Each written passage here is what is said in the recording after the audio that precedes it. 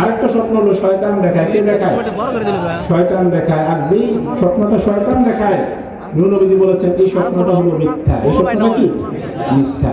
আর মুমিন যে স্বপ্নটা দেখে এটা আল্লাহর পক্ষ থেকে আসে, এটা সত্যি। জোরে বলেন সুবহানাল্লাহ। ওয়ালিকাতু বুশরা মিনাল্লাহ। এটা আল্লাহর পক্ষ থেকে আসে এবং স্বপ্ন হয়। কার স্বপ্ন?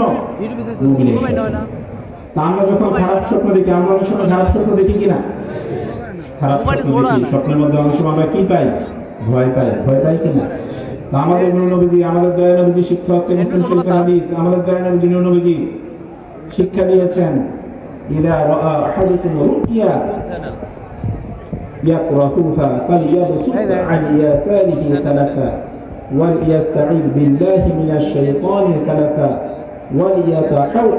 وليتحول عن جنبه الذي كان عليه ولا يحدث بها الناس। আমাদের নবীজি শিক্ষা হলো, তুমি যখন স্বপ্ন দেখবা, স্বপ্নের মধ্যে ভয় পাবা বা খারাপ স্বপ্ন দেখবা, এক নম্বরে নবীজি কি বলেছেন? ফালিয়াবসুত আন ইয়াসারিহি সালাসা, তুমি তোমার বাম সাইডে তিনবার থুতু ফেলবা। বাম সাইডে তিনবার থুতু ফেলবা। দুই নম্বর হলো ওয়াইয়াস্তাঈদ বিল্লাহি মিনাশ শাইতান, তুমি আল্লাহর কাছে তিনবার শয়তানের অনিষ্ট থেকে আশ্রয় চাইবা। কয়টা গেল?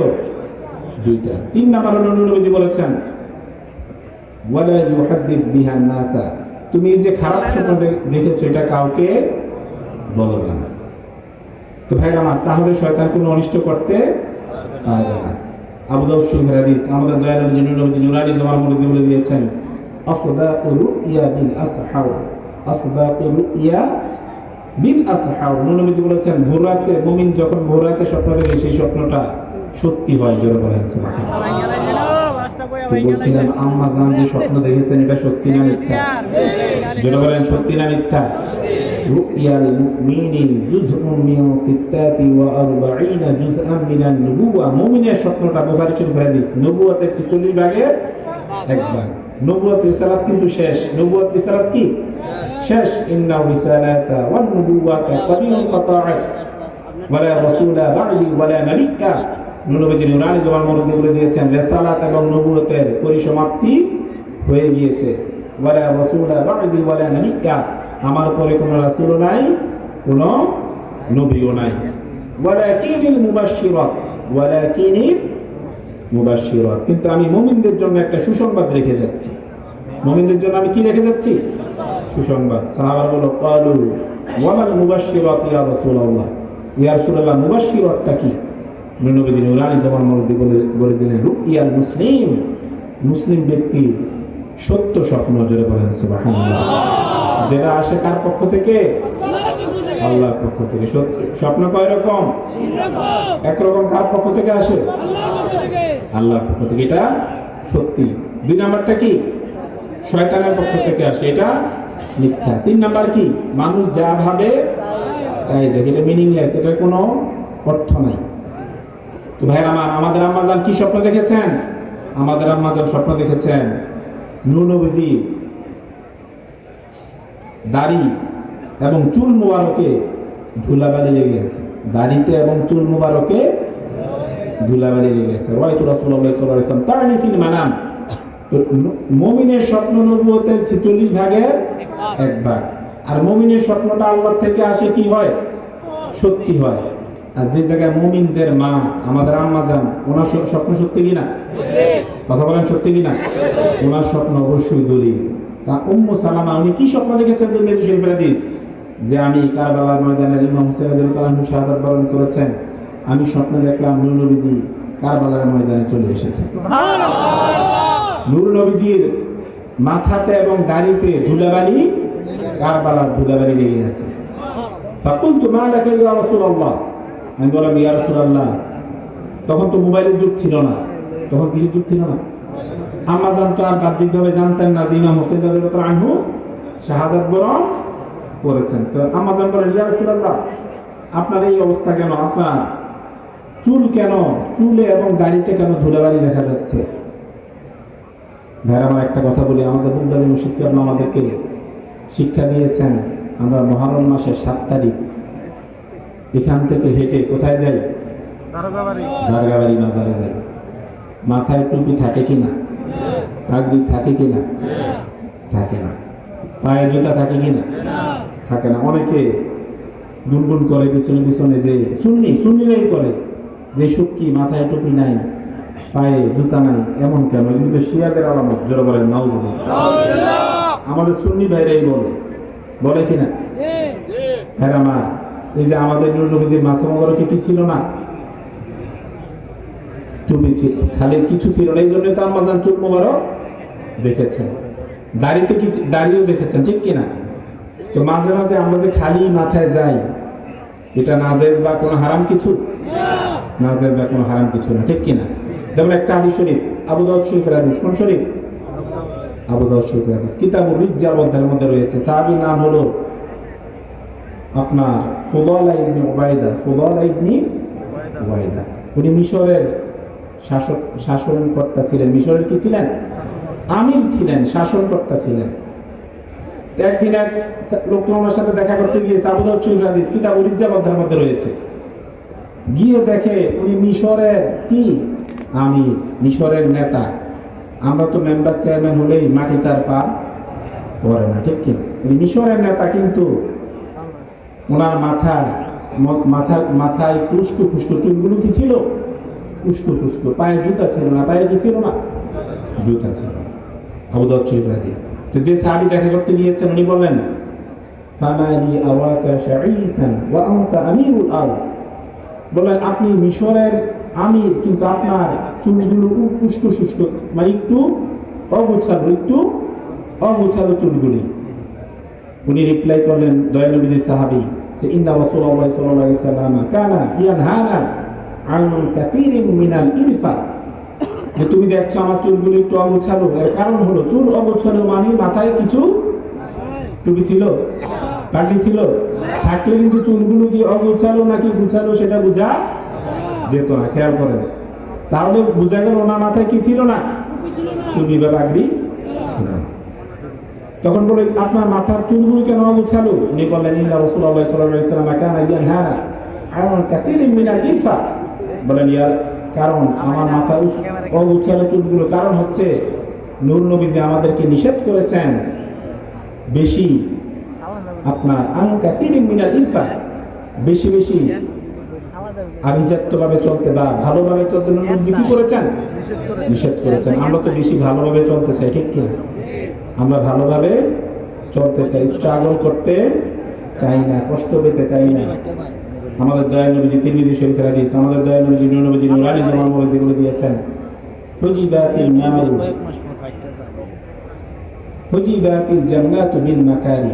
জান্নাতকে ঘিরে রাখা হয়েছে দুঃখ কষ্ট দ্বারা।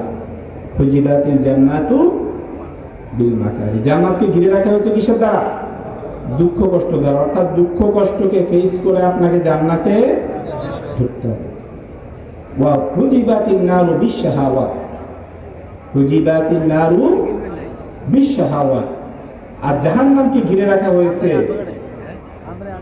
শান শওকত দ্বারা। কি দ্বারা? শান শওকত দ্বারা, যেটা আমরা পছন্দ করি, ঠিক কিনা? আল্লাহ আমাদেরকে হেদায়েত দান করুন। আল্লাহ আমাকে আপনাকে হেদায়েত দান করুন। আল্লাহ আমাদেরকে আপনাদেরকে সবাইকে হেদায়েত দান করুন। তো জান্নাতকে কি দ্বারা ঘিরে রাখা হয়েছে? দুঃখ কষ্ট দ্বারা। যারা দুঃখ কষ্টের মধ্যে যারা আছে, এটা জান্নাতীদের একটা সিম্পটম, আলামত, ঠিক কিনা? এবার আমরা কি বললাম? উনি চুল অগোছালোটা রিপ্লাই কি দিলেন? নবীজি দুনিয়াতে বেশি সুখ শান্তি করতে নিষেধ করেছেন। এরপর আবার প্রশ্ন করলেন, ফানালি লা আওয়া আলাইকা ইদাআন ক্বালা কানা নবী সাল্লাল্লাহু আলাইহি ওয়াসাল্লাম ইয়া'মুরুনা আন নাহতাফিয়া আহইয়ানা। জোরে বলেন সুবহানাল্লাহ। মেরামা তারপর বলল, আপনি মিশরের আমির, আপনার পায়ে জুতা নাই কেন? কি নাই? জুতা নাই। আমরা যে এখান থেকে যাই পায়ে জুতা থাকে?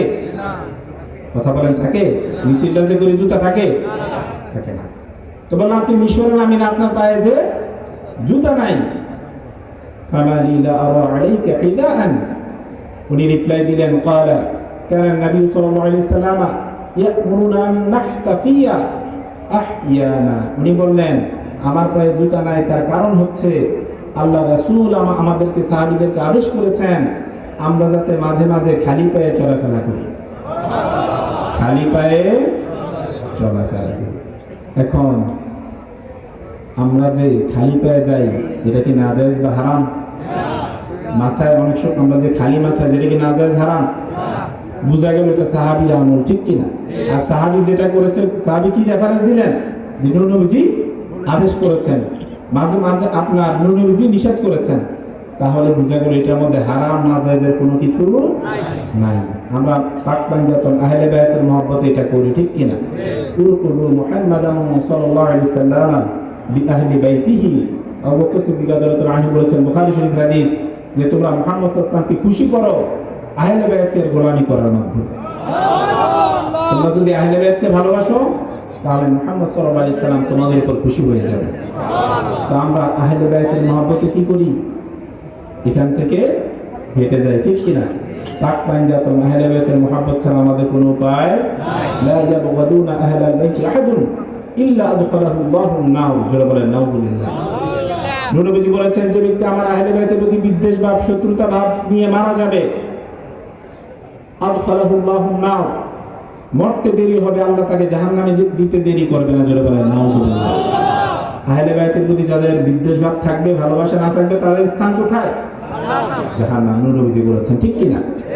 আরেকটা বিষয় আমাদের দয়াল নবী নূর নবীজি নূর আলাইহিস সালাম আমাদেরকে বলে দিয়েছেন, ফালাউ আন্না রাজুলান সাফানা বাইনা রুকনি ওয়াল মাকামি ফাসাল্লা ওয়া সামা সুম্মা লাকিয়া আল্লাহ ওয়া হুয়া মুরিদু লি আহলি বাইতি মুহাম্মাদিন দাখালান নার। জোরে বলেন নাউযুবিল্লাহ।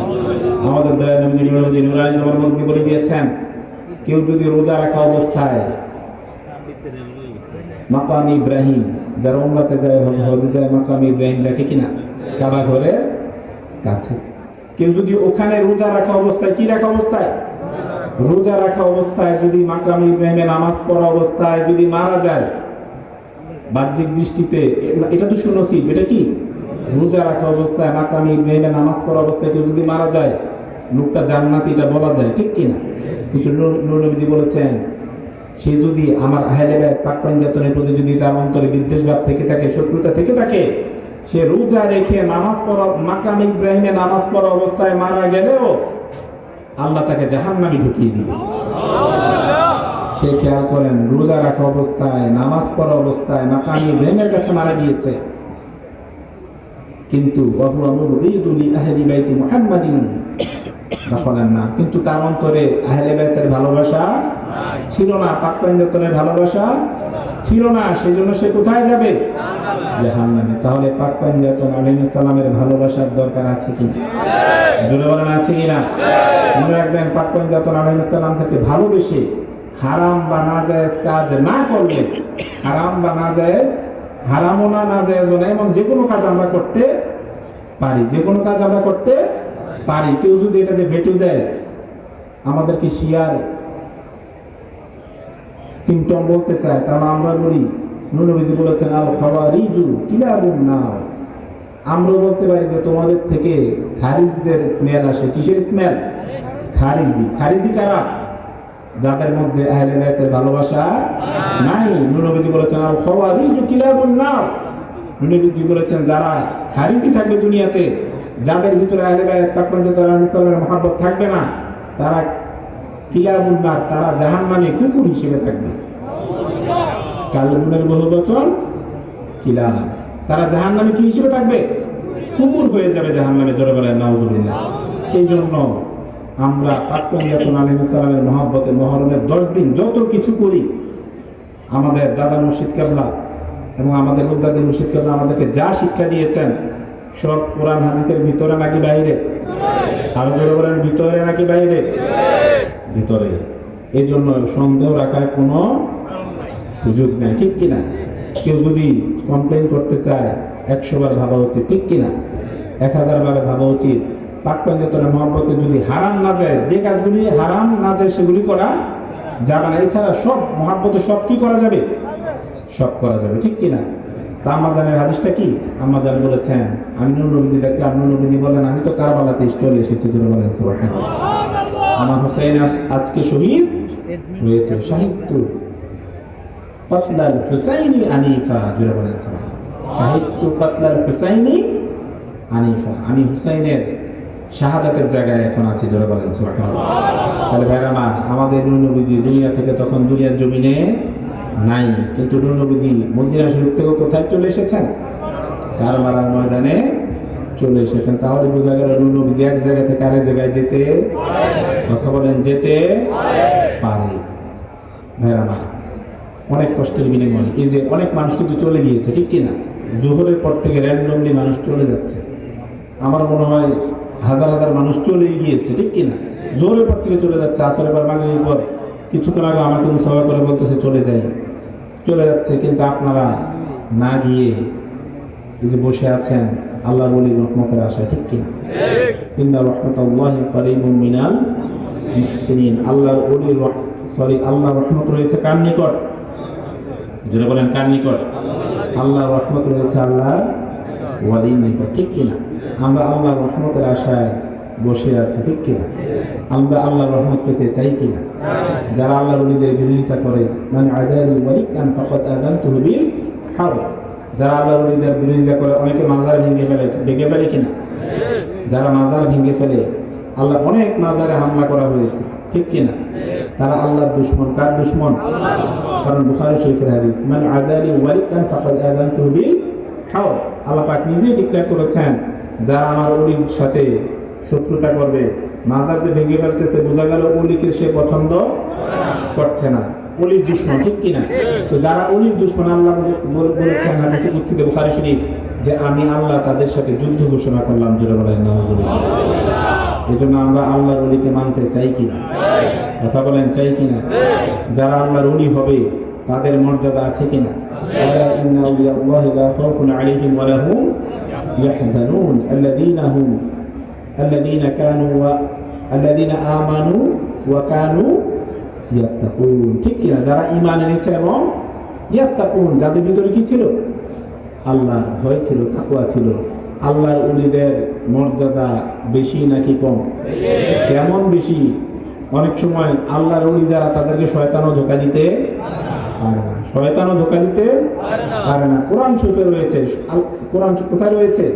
ফাবিইজ্জাতিকা লাউগবিআন্নাহুম আজমাইন ইল্লা ইবাদাকা মিনহুমুল মুখলাসিন, জোরে বলেন সুবহানাল্লাহ। সূরা মুনাফিক, সূরা সুয়াদের মধ্যে রয়েছে ফাবিইজ্জাতিকা লাউগবিআন্নাহুম আজমাইন। শয়তান বলেছে আমি সবাইকে ধোঁকা দিব, ইল্লা ইবাদাকা মিনহুমুল মুখলাসিন, কিন্তু যারা আল্লাহর ওলি তাদেরকে ধোঁকা দেওয়া আমার পক্ষে সম্ভব না। তাহলে ওলিদের মর্যাদা আছে কিনা? মরার সময় যখন আসে, এটা ভালো না খারাপ? আমাদের জন্য কি খারাপ? অনেক কষ্ট। হাদিস শরীফে আছে, একটা জীবিত ছাগলকে চামড়া যদি শরীর থেকে ছিলে ফেলা হয়, যেমন কষ্ট তার থেকেও বেশি কষ্ট। এটা আমাদের জন্য কি কষ্টকর, কিন্তু তুহফাতুল মুমিনিল মাউত, মৃত্যুটা হলো মুমিনের জন্য তোহফা, আল্লাহর পক্ষ থেকে তোহফা। যারা আল্লাহর ওলি তাদের কোনো কষ্ট, আল্লাযীনা তাতাওয়াফাহুমুল মালায়েকাতু তাইয়িবিনা ইয়াকুলুনা সালামুন আলাইকুম উদখুলুল জান্নাতা বিমা কুনতুম তা'মালুন, ঠিক কিনা? বরঞ্চ যখন ফেরেশতা ওলিদের জান নিতে আসে, কি নিতে আসে? কোন ফেরেশতা আসে? কোরআন শরীফ দ্বারা প্রমাণিত। সূরা নাহলের মধ্যে আল্লাহ পাক বলে দিয়েছেন, যখন জান নিতে আসে বরঞ্চ উল্টা, কষ্ট কি? উল্টা আল্লাহর ওলিকে ফেরেশতা সালাম দেয়। সুবহানাল্লাহ। কি বলে? আল্লাযীনা তাতাওয়াফাহুমুল মালায়েকাতু তাইয়িবিনা ইয়াকুলুনা সালামুন আলাইকুম, তোমাদের উপর কি সালাম, জোরে বলেন সুবহানাল্লাহ। এজন্য মৃত্যুটা আমরা ভয় পাই। মৃত্যুটা আমরা কি পাই? ভয় পাই। মৃত্যু থেকে আমরা বাঁচতে চাই, ভয় পাই কিনা? অনেক ভয় পাই। আর আমাদের মৃত্যুটা হবে ভয়ঙ্কর, যেহেতু আমরা আল্লাহর ওলি হতে পারি নাই। কিন্তু যারা রিয়েল আল্লাহর ওলি, ঠিক কিনা, তাদের কোনো কষ্ট নাই, জোরে বলেন না সুবহানাল্লাহ। যেমন আমার আম্মা যখন দুনিয়া থেকে বিদায় নিয়েছেন, আমি সামনে ছিলাম। আপনার জমাদিউল আওয়ালের 23 তারিখ, জমাদিউল আওয়ালের 23 তারিখ, ফেব্রুয়ারি 10 তারিখ আমার সামনে বুকদা থেকে ওনার দিকে ফিরেছেন। কোন দিকে? কারণ আমাদের দরবারে গাউসবাগকে বেশি কি করা হয়? এটাকে বলা হয় গাউসবাগের দরবার। কার দরবার বলা হয়? জোরে বলেন না, কার দরবার বলা হয়? আমার স্পষ্ট মনে আছে, আমার আম্মা যান গাউসবাগকে বগদাদি কোনার দিকে ফিরেছেন, ফিরে কয়েকবার কালিমা শরীফ পড়েছেন। জোরে বলেন কয়েকবার, 2বার বা 3বার, স্পষ্ট মনে হয় একাধিকবার, 2বার বা 3বার কালিমা শরীফ পড়েছেন। জোরে বলেন সুবহানাল্লাহ। আল্লাহ বুঝতে পারেন যে দুনিয়া থেকে ওনারা কি করছেন? চলে যাচ্ছেন। সেজন্য কালিমা আল্লাহ কি করেন? কালিমা শরীফ পড়েন, বিভিন্ন দোয়া দুরূদ পড়েন। তা আমাদের আপনার বুগদাদি কোনার দিকে ফিরেছেন, 2বার বা 3বার কালিমা শরীফ পড়েছেন, আলহামদুলিল্লাহ বলেন। আলহামদুলিল্লাহ। তো এটা আল্লাহর ওলি হওয়ার লক্ষণ, ঠিক কিনা? কারণ উনি যে দুনিয়া থেকে চলে যাবেন সেটা উনি বুঝতে পেরেছেন। জোরে বলেন সুবহানাল্লাহ। ভাই আমার, আমাকে কয়েকবার বলেছেন যে তোকে মা ফাতেমার কাছে সুপর্দ করে দিয়ে গেল, বারবার বলে যাচ্ছিলেন। আমি বলতেছি না এটা বলবেন না, চুপ থাকেন। মানে আমার তো ভয় লাগতেছিল, এটা কেন বলে, ঠিক কিনা? সব ছেলে মেয়েদের কি লাগবে? ভয় লাগবে। যেটা বলে কেন আমাকে বারবার বলতেছিল তোকে মা ফাতেমার কাছে সুপর্দ করে দিয়ে গেল। আমি বলছি না এটা বলবেন না, চুপ থাকেন, চুপ থাকেন, বললেন না। বারবার নিষেধ করার কারণে উনি এটা বলা বন্ধ করে এরপরে বললেন মা ফাতেমা আমার ছেলেকে আপনার কাছে সুপর্দ করে দিয়ে গেল।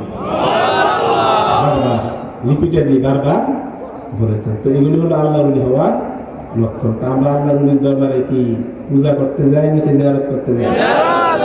জিয়ারত করতে যাই। আমাদের নূর নবীজি, আমাদের দয়ার নবীজি নিজে কবর জিয়ারত করেছেন। যেটা মিশকাত শরীফে রয়েছে, যারান নবী সাল্লাল্লাহু আলাইহি সাল্লাম কবর উম্মিহি ফাবাকা। সুবহানাল্লাহ। আবু হুরায়রা রাদিয়াল্লাহু আনহু বলেছেন যে আল্লাহ রাসূলের আম্মা জানের কবর জিয়ারত করেছেন। ফাবাকা, জিয়ারত করার সময় দয়ার নবীজি, নূর নবীজি কান্না করেছেন। এখন আমরা হোসেন রাদিয়াল্লাহু তাআলা মহব্বত নবী রমজান মাস আর কি মুহররম মাসে কান্না করলে কি বলে? শিয়া কি বলে? শিয়ারা কিন্তু সুন্নিরাই এগুলো কথাগুলি বলে, তখন বেশি কি লাগে? খারাপ লাগে। তোমরা যদি আমাদের শিয়া বলতে তো আমরা বলবো তোমাদের ভিতরে কিসের আলামত? খারিজদের আলামত। আর খারিজরা জাহান্নামের কি? নূর নবীজি ডিক্লারেশন। তা আবু হুরায়রা রাদিয়াল্লাহু তাআলা কি বলেছেন? নূর নবীজি ওনার আম্মার জানের কবর জিয়ারত করেছেন এবং জিয়ারত করার অবস্থায় কি করেছেন? কান্না করেছেন। তা আমরা আল্লাহর ওলির মাজার জিয়ারত করি, ঠিক কিনা? আমাদের নূর নবীজি প্রতি বছর এই যে উরুসটা হয় কবে? বাৎসরিক। উরুসটা কি হয়? বাৎসরিক। আমাদের দয়ার নবীজি অনেকে আছেন বাৎসরিক ভাবে আসেন, বাৎসরিক ভাবে আসেন। এরকম আছে কিনা? যে প্রতি মাসে মাসে আসতে পারেন না, 6 মাসে আসতে পারেন না, বছরে একবার আসেন, এরকম মানুষ আছে কিনা? আচ্ছা, দেখেন আমাদের দয়ার নবীজি, নূর নবীজি আন্না নবী সাল্লাল্লাহু আলাইহি সাল্লাম কানা ইয়াতি কুবুর আশ-শুহাদা'i বি উহুদ আলা রাসি কুল্লি হাওলিন ওয়া ফায়াকুল আসসালামু আলাইকুম বিমা সাবারতুম ফানি'মা উকবাদ দার। আমাদের নূর নবীজি প্রত্যেক বছর, প্রত্যেক বছর নূর নবীজি উহুদের ময়দানে শহীদদের কবর জিয়ারত করতে যেতেন। সুবহানাল্লাহ। কানা ইয়াতি কুবুর আশ-শুহাদা'i বি উহুদ আলা রাসি কুল্লি হাওলিন ওয়া ফায়াকুল আসসালামু আলাইকুম বিমা সাবারতুম ফানি'মা উকবাদ দার। নূর নবীজি প্রতি বছর